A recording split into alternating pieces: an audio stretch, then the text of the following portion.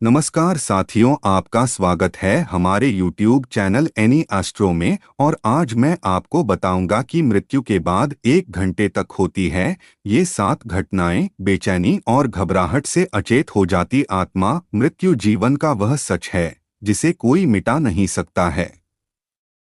जिस प्राणी का जन्म पृथ्वी पर हुआ है, एक न एक दिन उसकी मृत्यु भी निश्चित है।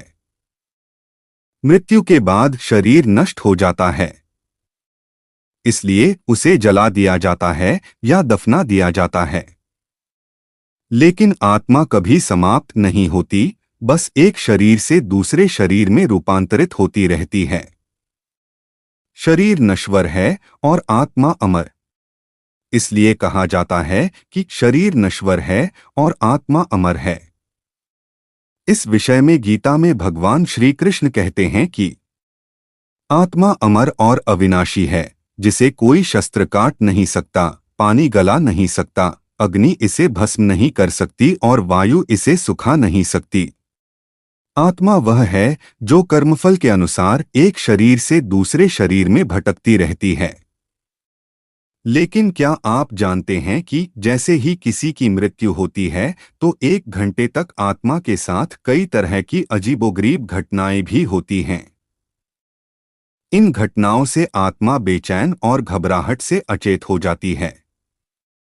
गरुड़ पुराण में विस्तार पूर्वक बताया गया है कि मृत्यु के बाद 1 घंटे तक आत्मा के साथ क्या क्या घटित होता है। मृत्यु के बाद 1 घंटे तक होती है ये 7 घटनाएं। अचेत अवस्था।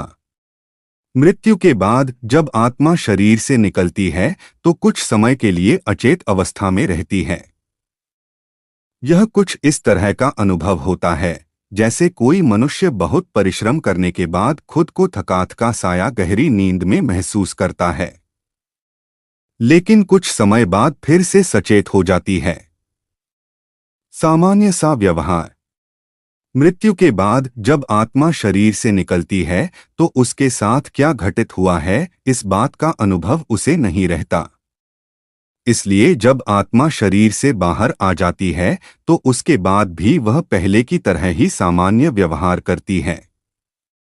बेचैनी और घबराहट। आत्मा को तब बेचैनी और घबराहट होने लगती है जब वह अपने परिजनों को पुकारती है, उनसे कुछ कहना चाहती है, लेकिन कोई उसे देख या सुन नहीं पाता। उसकी आवाज बस उसी तक ही रहती है। ऐसे में आत्मा घबरा जाती है।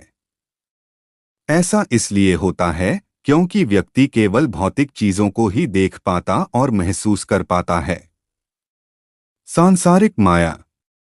आत्मा को शरीर त्यागने में दुख होता है, इसलिए वह अपने सगे संबंधियों से मिलने और बात करने की कोशिश करती है, लेकिन उसकी कोशिश नाकाम होती है। ऐसा इसलिए होता है क्योंकि आत्मा भी सांसारिक मोहमाया के जाल में फंसकर शरीर को छोड़ने में दुखी हो जाती है। शरीर में जाने का प्रयास।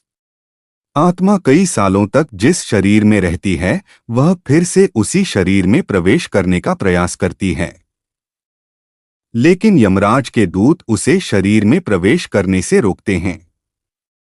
शुरुआत में उसके लिए यह मुश्किल होता है, लेकिन धीरे धीरे आत्मा भी यह स्वीकार कर लेती है कि शरीर से बिछड़ने का समय आ गया है। दुख।